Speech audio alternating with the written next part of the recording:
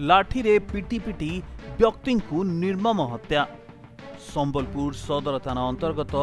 बांकी टिकिरा ग्राम रे जड़े व्यक्ति को लाठी रे माड़ मारी पिटी पिटी हत्या करा जायछि। ए हत्याकांड घटना रे पुलिस अभियुक्त को काबू करी घटनार अधिक तदंत आरंभ करिछि।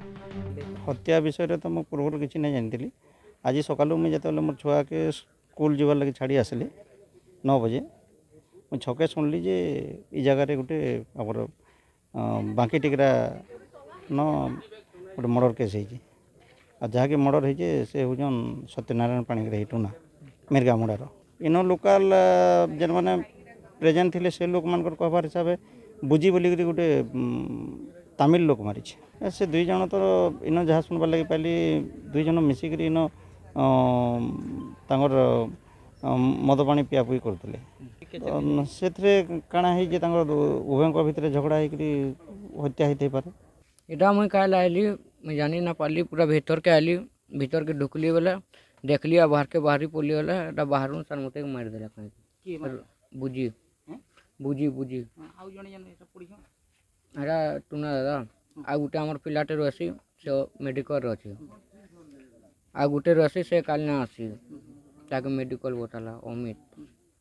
केंति लगी रे झोला हला काना एटा तो जानी ना मुई पछे आइली भीतर के ढुकली बोले देखी पकली बोले एटा मुई बाहर सर मते रोड रे मार देला बुझी मारसी से माटर से मारला कथा कोई ना परबा कथा कोई ना परबा के नहीं बुझी मारसी काय थे झगड़ा काय थे गेला किछि ने सुई थिलो तुम सुतलो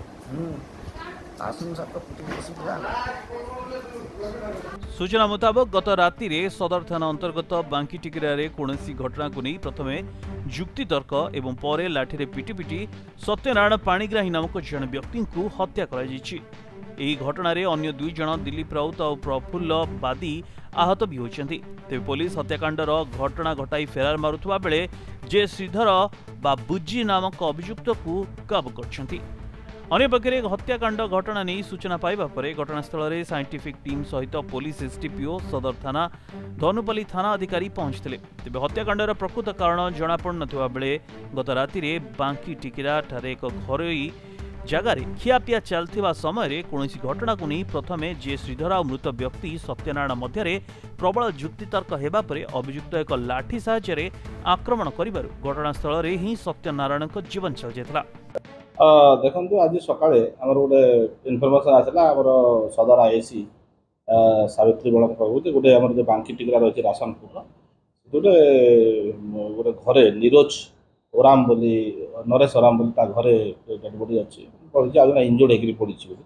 तो सागे सागे से स्पॉट को गले और से जहाँ देखिले गोटे जो घर पछ बारंडा रही घर बारंडा पछपट से सत्यनारायण पाणिग्राही डेडबॉडीटा पड़ी जड़े दिलीप राउत जड़े इंजोर्ड होगी अच्छी तो से जो देखला से जो भाई विकास रंजन पुरोहित रिपोर्ट आधार में आमर सदर थाना case number 213/2024 under section 103 115 two BNS case SP Sambalpur साहब जनला एसपी संबलपुर साहब सागे सागे घटना गुरुतर सहित नहीं आम समस्त जो एक्यूज जे थिला बुझी एलियस जे श्रीधर फेरार होगा चेष्टा करता तो आम सागे सागे आमर आईसी धनुपाली आईसी बरईपाली और स्पेशल स्क्वाड सदर थाना टीम रेलवे स्टेशन एप्रिहेंड कर बर्तमान सागे सागे। तेज या सहित सत्यनारायण को बचाइवाक जाई दिलीप राउत और प्रफुल्ल बादी आहत होइतबा नै एसडीपीओ तूफान बाग गणमाध्यम को सूचना दी जहाँ जना पड़ी गत काली से जो नीरज नरेश ओराम घरे से खियापिया करते से समय भर जुक्तितर्क जुक्तितर्क है जो एक्यूज जे श्रीधर से गोटे पेल देती सागे सागे गोटे लाठी पिटी पिटला तार इंजुरी होती तार डेथ हो से जो छड़ाई जो 2 जन आउ गोटे रूम रे टीवी देखुले से दिलीप राउत आउ प्रफुल्ल बादी ये 2 जन छड़ाई जाती बाड़े गला दिलीप राउत से ଅଚେତ ବାହାରେ ପଡ଼ିଯାଇଛି ଏବଂ ଯେଉଁ ପ୍ରଫୁଲ୍ଲବାଦୀ ସିଏ ଦୌଡ଼ିକି ଆସିଛି ତାପରେ 112 ଆମ୍ବୁଲାନ୍ସ ଡାକିକି ସିଏ DHHରେ ବର୍ତ୍ତମାନ ତାର ଟ୍ରିଟମେଣ୍ଟ ହେଉଛି କିନ୍ତୁ ସିଏ ଆଉ ଜଣେଇଲା ନାହିଁ ରାତିରେ ଯେ ଏମିତି ସେ ତାକୁ ପିଟୁଛି ବୋଲି ମାରିଦେଇଛି ବୋଲି ତ ବର୍ତ୍ତମାନ ସେଟା କେସ୍ ହେଇଛି ଏବଂ ବର୍ତ୍ତମାନ ସାଇଣ୍ଟିଫିକ୍ ଟିମ୍ ଆମର ସେଠି ଯାଇଛନ୍ତି ସାଇଣ୍ଟିଫିକ୍ ଟିମ୍ ତଦନ୍ତ କରୁଛନ୍ତି ଏବଂ ତାର ଇନକ୍ୱେଷ୍ଟ ଚାଲିଛି ଏବଂ ଡେଡ୍ ବଡି ବର୍ତ୍ତମାନ PM ପାଇଁ ପଠାହେଇଛି ଏକ୍ୟୁଜ୍ ଆପ୍ରିହେଣ୍ଡ ହେଇଛି ଏବଂ